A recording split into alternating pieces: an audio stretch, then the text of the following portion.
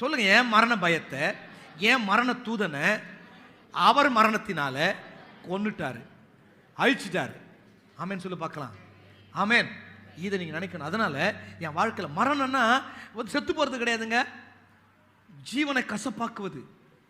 சே, என்னடா மனுஷங்க இவங்க, இருக்கிறத விட செத்துலாம், அடப்பா இதுக்கடா இப்படி இருக்காங்களே, அதெல்லாம் மரண பிசாசுடைய வேலை. தெரிய மாட்டேங்குது அநேகருக்கு. தகப்பன் மூலமா, தாய் மூலமா, மாமனார் மூலமா, மாமியார் மூலமா, பிள்ளை மூலமா, மருமகன் மூலமா, மருமகன் மூலமா, அண்ணன் மூலமா, தம்பி மூலமா, இந்த உலகத்தின் நண்பர்கள் மூலமா அந்த மரண பிசாசு என்ன பண்றான்?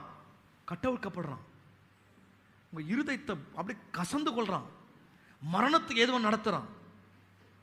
நீங்க தெரிஞ்சுக்கணும், என்ன மரணத்துக்கு எதுவும் நடத்துற பிசாசு.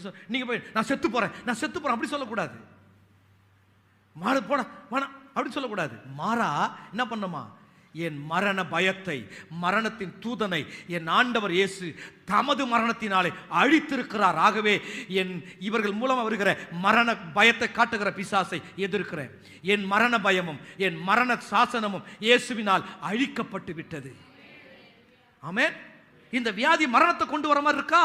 நீங்க என்ன பண்ணோம்? இந்த மரணத்துக்கு ஏதுவான வியாதியை இயேசு தமது மரணத்தினாலே அழித்து போட்டு இருக்கிறார். ஆகவே இந்த மரண